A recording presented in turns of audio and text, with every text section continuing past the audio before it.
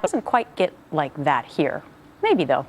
On the eve of Hillary Clinton's long-awaited testimony before the House Select Benghazi Committee, one lawmaker floating the possibility of impeachment for the former Secretary of State. And he joins me now, Republican Congressman Mo Brooks from Alabama. He's also a member of the House Freedom Caucus.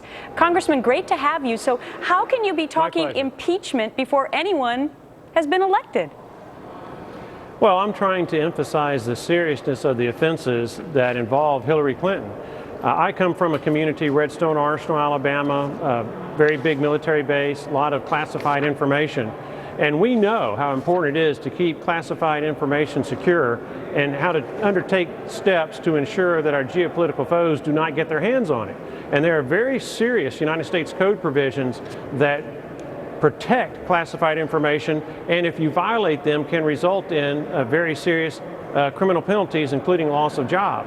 So while the media at the national level to a large degree is talking about this in terms of emails and email servers, which is kind of bland, they need to really be talking about the threat to national security that Hillary Clinton has subjected us to by violating any number of federal statutes designed to protect our top secret, and other classified information. All right, the FBI investigating that. We will see how that pans out. We also want to ask you about the possibility of Wisconsin Congressman Paul Ryan becoming the next Speaker of the House. Some speculating, Congressman, that he's putting up strict conditions so he actually won't get the job. Do you believe that? I don't know what to believe at this point in that regard. I do know Paul Ryan personally, and I've known him for a good number of years, and he's very serious about the tasks that he undertakes. And quite frankly, he has told us, the Republican conference, that he does not want to be Speaker of the House, that his dream job is to be chairman of the Ways and Means Committee. Okay. He's also told us that he doesn't have the time to do the job as required, as indicated by the conduct of past speakers. His family comes first. Right. That's very noble. I'm glad that he's that kind of person that puts his family first.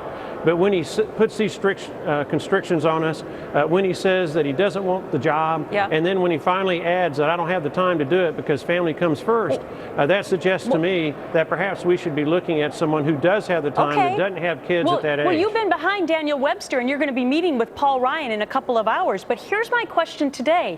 What's the difference between Kevin McCarthy and Paul Ryan? Why would the Freedom Caucus suddenly be behind Paul Ryan? Are they really that different?